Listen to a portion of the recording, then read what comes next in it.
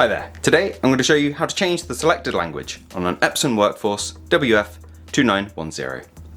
Now this is ever so simple and can be done from the printer itself using nothing but the small control panel you can see on the front here.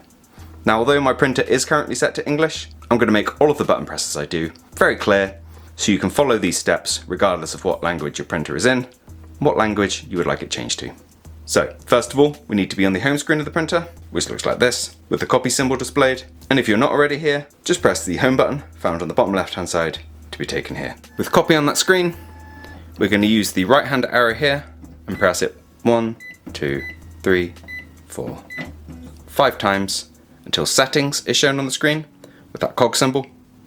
Then we press OK. Then, from here, we're going to press right 1, 2 until we get to printer setup, which is option 3. Press OK to go into that.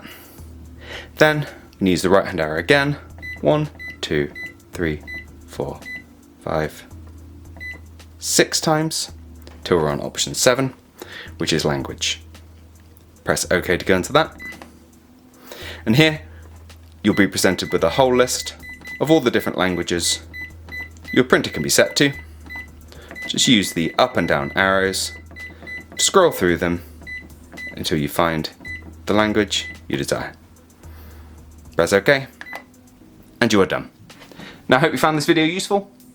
If you have, let me know with a like. If there's anything else you'd like to add, drop it down in those comments. Otherwise, thank you for taking the time to watch this video, and I'll see you in the next one. Take care. Bye bye.